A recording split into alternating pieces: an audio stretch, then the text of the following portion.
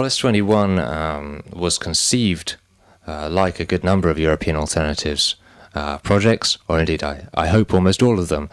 by a conversation amongst a group of people,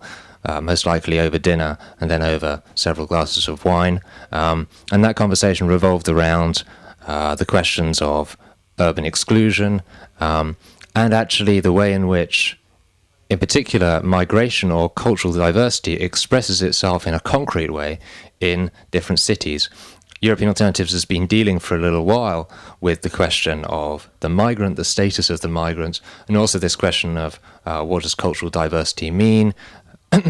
But it's often quite difficult to look at it in a concrete and situated kind of way, especially if you don't want to just ask about the migrant, for example, but want to ask about the migrant in his relation with other people who surround him. And so one way of trying to deal with that question is to ask, well, how is exclusion actually concretized and expressed in the urban fabric of a city? And so then we came to the question of what's the nature of the city in the 21st century, and we brought in this Roman notion of the polis to try and put an accent on the potentialities for participation in the city. As far as the Zagreb event taking place tomorrow is concerned, I don't have too many expectations, because I think I've run too many of these events to have strong expectations leading into things when I know that almost anything could happen to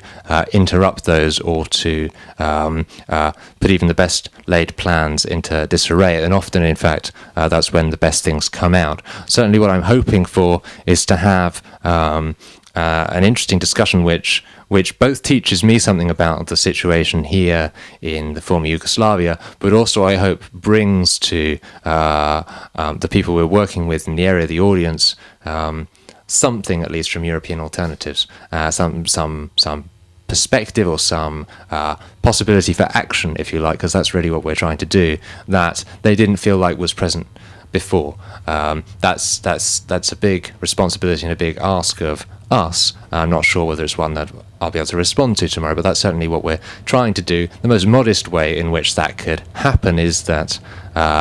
hopefully the people we're working with in Zagreb will see some interest in doing further things with us, both in the region and also in the rest of Europe, and be able to see the point and the interest of taking part in a process and in an organization which tries to act on this transnational level. That will make me feel more like I'm not just a visitor coming to foreign shores, but someone who's trying to work actively in a space that could be called my own home as much as anybody else's.